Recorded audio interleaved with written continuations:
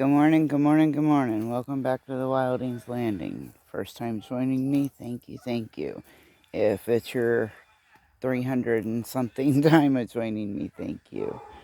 Well, not all good news. No.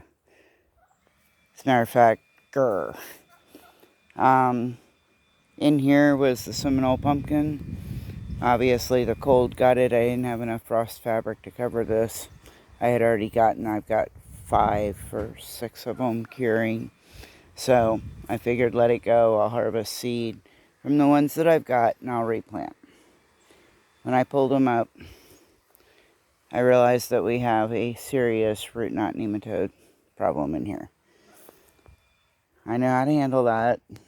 Ordering the mustard seed, and we're going to get this tilled up and plant mustard.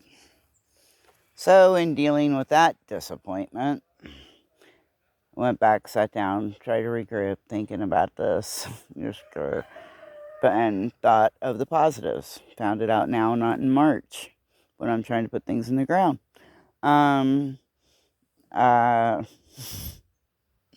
Yeah. So I got to thinking, maybe I should go over and check some other gardens. Pull up something. And, yeah, that's the okra we're still letting go to seed. I don't think it's ever going to dry out.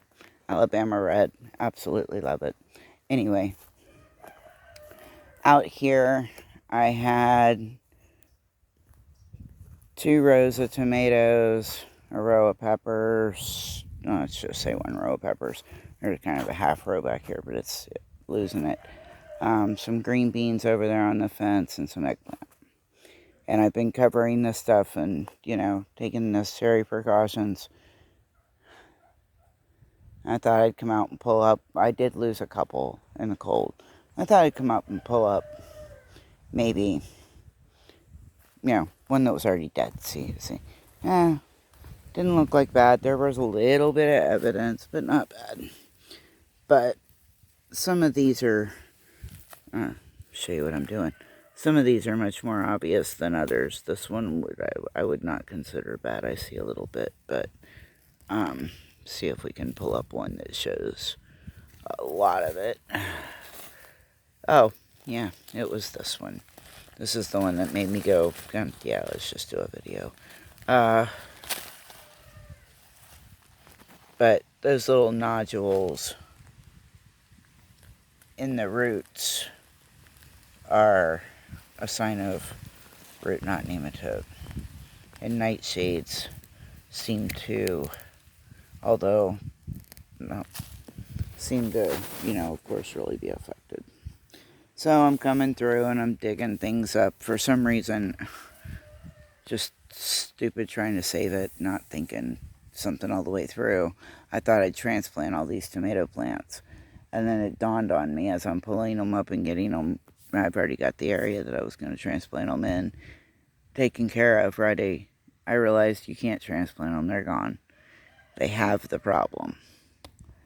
So I just stopped. I stopped. And here we are. I'm not pulling up anymore. There are a bunch of marigolds in there, though, that I'm going to go transplant somewhere. And we'll take a walk over to where I've got a few brassicas, which I think I'm going to pull them up and plant them somewhere else and treat this garden too. I'm going to order probably 5 or 6 pounds of mustard seed, trifecta blend from True Leaf Market. But, I've got some lacinato kale set in frame. I've got some lacinato kale, a little bit of Swiss chard, red Russian kale, and collard, one little collard plant that survived all of this. I didn't cover this last time. I covered it the first time. I didn't cover it this last drop. And over here, little tiny cabbages. Is that even in frame? Yeah, okay. And I think these were all red acre. maybe not. I don't remember. Grrrr. I'm going to have to pull up my lemongrass that I just put out here. Thought it'd be kind of cool to have a big bush of lemongrass in this garden. Try to interplant like that anyway. There were 2 of them. I don't see the other one. The other one might have got bit. But anyway, that's where I'm at. That's what I'm doing. Frustrating. But, like I said, better to find this out now.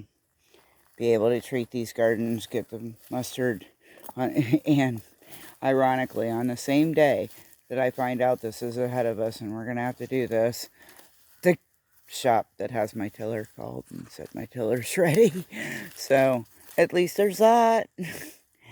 Yeah, there's that.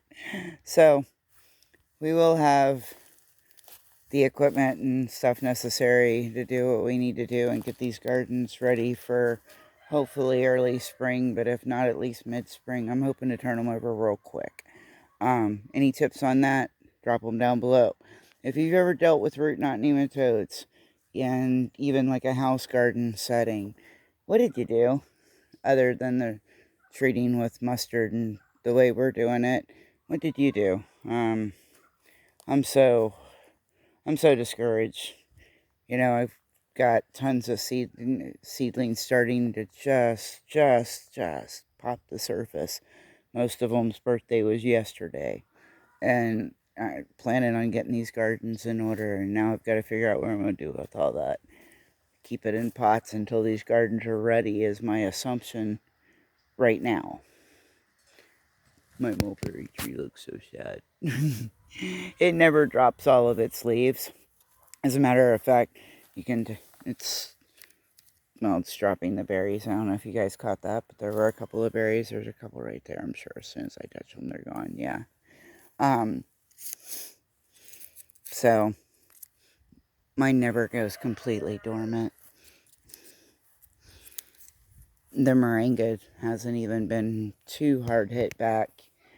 We'll go over some things in another video. I really wanted to concentrate this one on this issue. But, some things got bit pretty hard.